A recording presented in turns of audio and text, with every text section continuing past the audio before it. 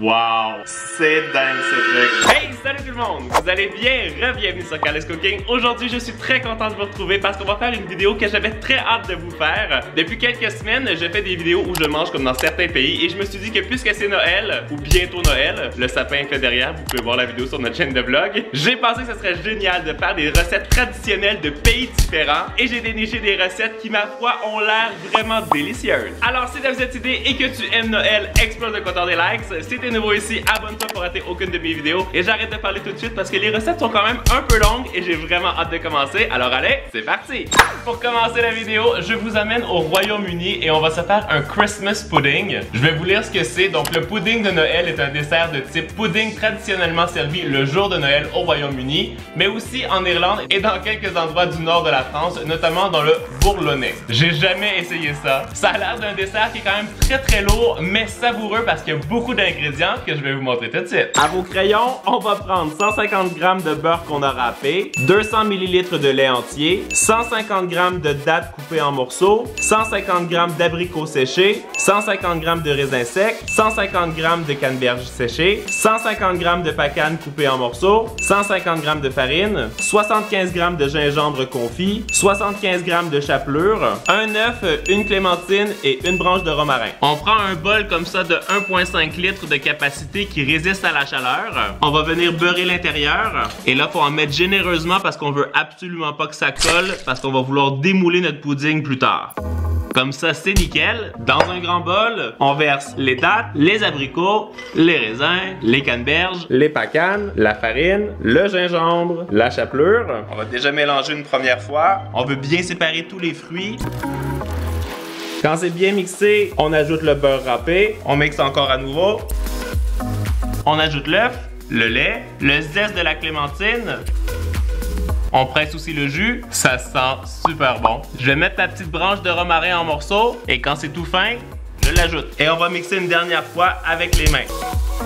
Le bruit est un peu bizarre, mais ça sent extraordinaire. J'en ai profité pour faire chauffer une casserole avec de l'eau, je ne l'ai pas remplie au complet. Je vais récupérer la préparation. Comme vous voyez, ça se tient vraiment bien, ça fait une grosse boule. Je la dépose dans le moule, j'appuie comme il faut. Je viens déposer un petit papier parchemin sur le dessus, une première couche de papier d'aluminium et une deuxième.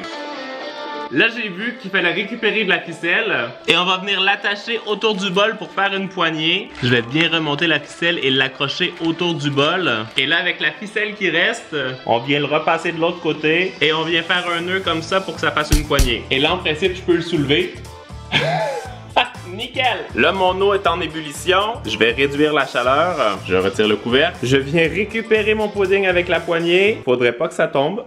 Et je vais le mettre dans l'eau comme ça à cuire pendant environ 4 heures en vérifiant qu'il y ait toujours suffisamment d'eau. C'est parti! Faut leur être patient. Je vous avoue que je suis très curieux de savoir qu'est-ce que ça va donner parce que j'ai jamais fait ça. Mais jusqu'à présent, j'ai l'impression que ça va être vraiment incroyable. Vous êtes prêts pour la deuxième destination? On s'en va en Italie et bien sûr, je vais vous donner une recette de panettone. Bon, tout de suite, je dois vous indiquer que pour faire un panettone traditionnel, c'est très long. Au moins genre 2 journées parce qu'il faut utiliser du levain, de la levure. Bref, c'est assez complexe. Je vais vous donner une recette aujourd'hui qui est facile à faire et que vous allez surtout pouvoir refaire à la maison. Donc ça va être une version simplifiée mais qui va, je pense, être très bonne. Mais dites-moi en commentaire si vous aimeriez que je fasse une vidéo spécifique seulement sur un vrai panettone traditionnel avec toutes les étapes et tous les ingrédients traditionnels. Je pense que ça pourrait être très intéressant. Et maintenant, je vais vous donner les ingrédients pour la recette simplifiée qui est très facile à faire. On a besoin de 485 g de farine, 115 g de beurre ramolli, 105 g de sucre, 3/4 de tasse d'eau, 1/4 de tasse de rhum, 2 œufs, 3 jaunes d'œufs, 10 g de levure instantanée, une cuillère à soupe d'arôme de vanille, une pincée de sel, le zeste d'un citron et d'une orange et 225 g de fruits confits. Moi, j'ai ici de l'orange, du citron et des cerises. Et bien sûr, on peut pas faire de panettone sans le moule à panettone traditionnel. Ça se trouve super facilement sur Amazon, vous allez voir. Et surtout, c'est pas cher du tout. Dans un bol, on va mettre les œufs, les jaunes d'œufs, l'arôme de vanille, l'eau, le zeste du citron et le zeste d'orange. On mixe. Parfait. J'ai récupéré mon mixeur. On va utiliser le crochet. Je verse la farine, la levure instantanée et la pincée de sel. On va mélanger rapidement.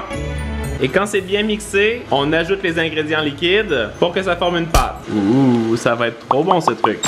Voilà, quand la pâte est comme ça, on va récupérer notre beurre ramolli. On va laisser tourner et on ajoute le beurre petit à petit pour que ça soit bien incorporé. Comme quand on fait de la brioche en réalité. Là, vous voyez, le beurre a bien disparu dans la pâte, c'est parfait. On va huiler très légèrement un bol. On y dépose la pâte qui est très collante comme vous voyez. On recouvre d'une pellicule plastique et on va la laisser pousser pendant au moins 1h30 pour qu'elle double de volume. Pendant ce temps, je vais verser le rhum sur les fruits confits. Je vais bien mélanger. Et nous, on va pouvoir passer à la prochaine recette. Mais juste avant, je récupère de l'eau chaude et je vais venir en rajouter dans mon pudding pour être sûr qu'il y ait suffisamment d'eau. Nickel. Alors, prochaine destination, j'ai l'impression de vraiment beaucoup voyager aujourd'hui. Je vous amène en Allemagne. La première fois que je suis allé voir la famille de Isaac pour Noël, j'ai découvert cette pâtisserie qui est juste exceptionnelle. Ça s'appelle les Zimsterne. Est-ce que je l'ai bien dit? Zimsterne. En gros, ce sont des étoiles à la cannelle. C'est des biscuits qui sont tout simples à faire, mais vraiment excellents. Et je vais vous donner ma recette. On va avoir besoin de 400 g de poudre d'amande, 390 g de sucre, 3 blancs d'œufs, 12 g de cannelle. Et ça, c'est facultatif, mais moi, j'aime beaucoup le gingembre. Alors, je vais mettre comme 1 cm de gingembre râpé frais. Là, je veux juste faire aussi une petite précision. Puisqu'on utilise beaucoup de cannelle dans cette recette, je vous conseille fortement d'utiliser de la cannelle de Ceylan. C'est vraiment une cannelle qui est bonne pour la santé parce que les autres qu'on trouve souvent dans le commerce peuvent être dommageables pour le foie si on le prend en grande quantité. Alors c'est juste une petite précision et je pense à votre santé. Dans un grand bol, je verse la poudre d'amande, le sucre, la cannelle. Je vais déjà mélanger une première fois. Ensuite, j'ajoute les blancs d'œufs. Je vais râper un peu de gingembre frais et je mélange à nouveau. J'ai vu dans certaines recettes que les gens remplaçaient le gingembre par du zeste de citron. Faites comme vous voulez. Maintenant que ça a commencé à bien se mélanger, je vais y aller directement avec les mains propres et on veut que ça forme une boule. Vous avez vu, c'est vraiment super simple comme recette, hein? Et voilà, c'est nickel. Sur une feuille de papier cuisson, je dépose ma pâte et je viens l'étaler pour qu'elle fasse environ 1/2 cm d'épaisseur. Et je vais mettre la pâte au frais pendant quelques minutes.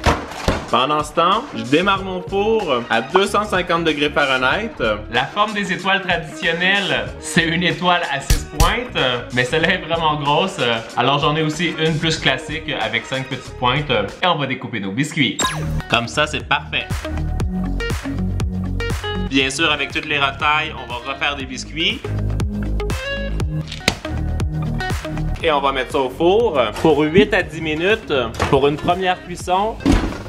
Là, on voit qu'elles sont pas entièrement cuites, mais c'est normal. On va les laisser refroidir. Il faut attendre qu'elles soient complètement refroidies. Et nous, pendant ce temps-là, on va continuer le panettone. J'ai aucune idée si je le prononce comme il faut. Je me donne un petit accent italien, là. Regardez comme ça a bien gonflé, ça a bien poussé. C'est nickel. Je vais sortir la pâte. Je vais ajouter les fruits confits avec le rhum. Et je vais bien les mélanger. Et en pliant la pâte, vous vous assurez de faire rentrer un maximum d'air à l'intérieur. Comme ça, ça va être plus aérien quand ça va gonfler à la cuisson. Là, vous voyez, tout est bien incorporé. Je récupère une plaque de cuisson. Je dépose mon moule à panettone dessus. Et je vais venir glisser la pâte à l'intérieur. Et là, je vais le laisser pousser comme ça encore pendant 1h15 sans le couvrir.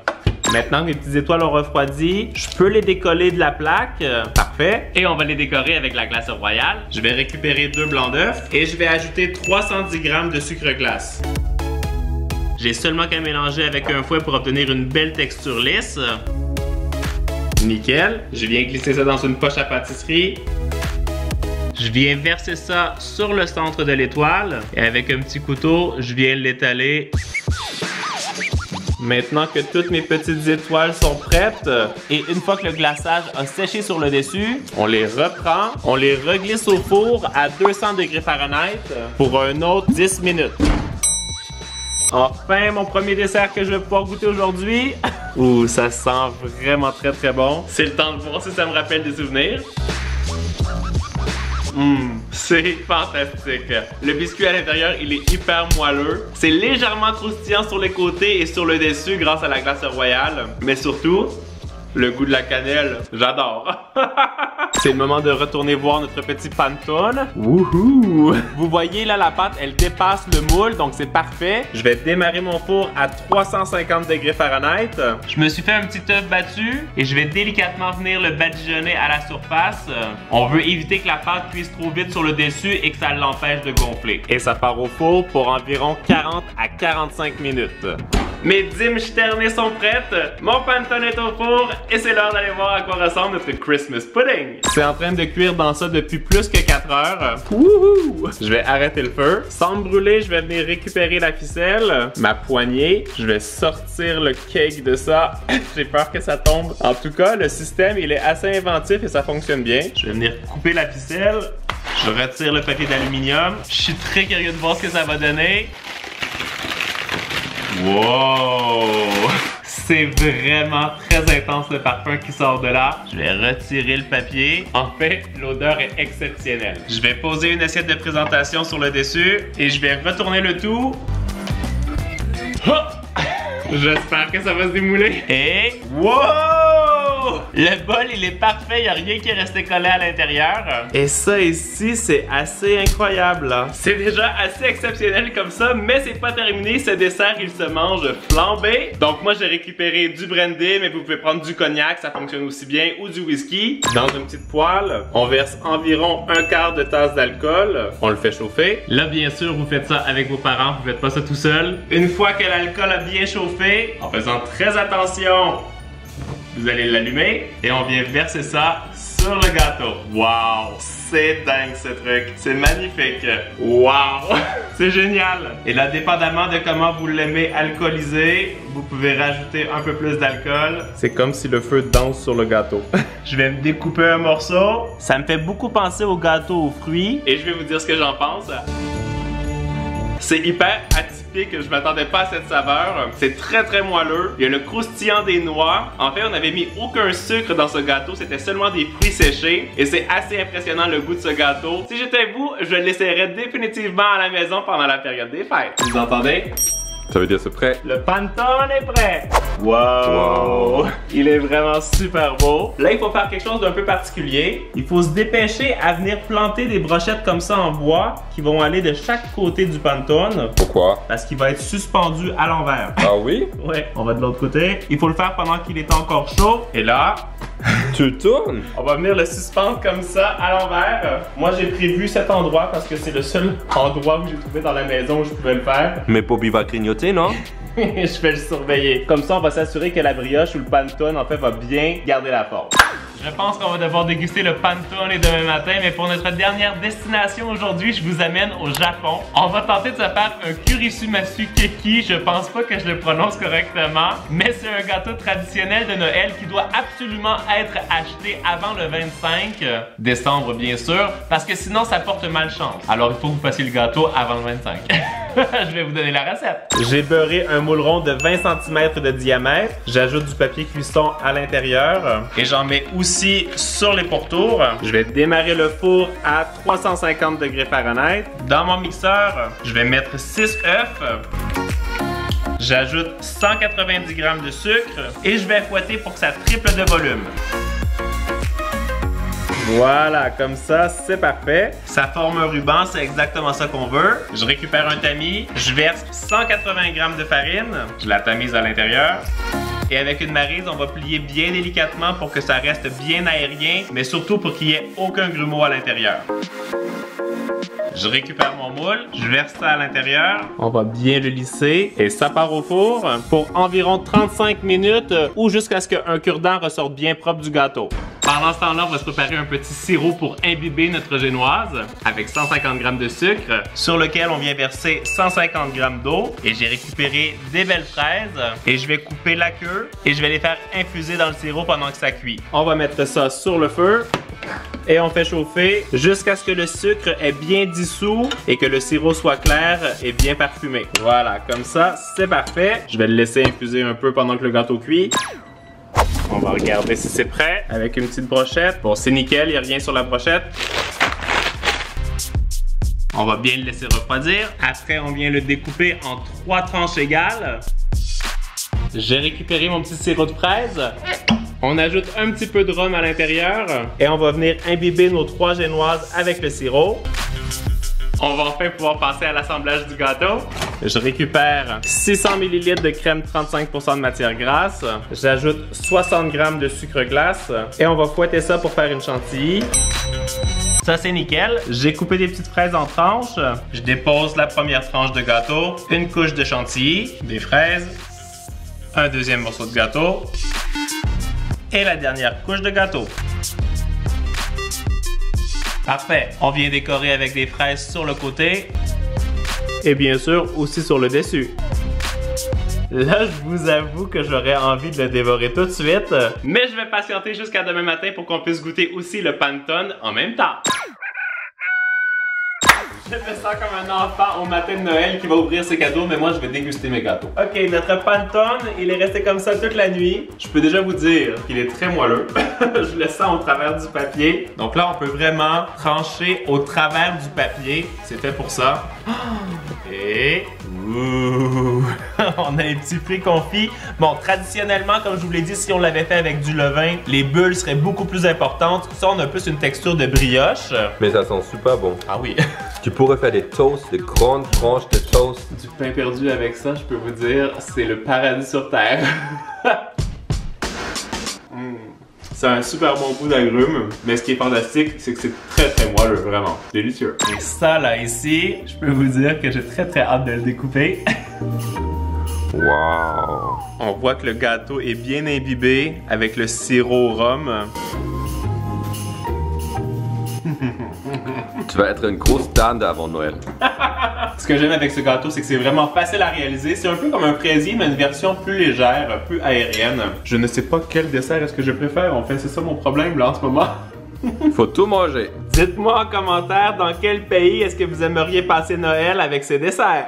Alors moi j'espère que vous avez aimé cette vidéo, que ça vous a fait voyager et surtout que ça vous a donné des idées pour préparer votre Noël à la maison. Tu peux cliquer ici pour voir des vidéos tout de suite et si tu t'abonnes si c'est pas encore fait. Et en attendant la vidéo de la semaine prochaine, vous le savez, vous êtes les meilleurs. Ciao ciao! Et maintenant je pense que je vais sauter dans mon buffet de dessert.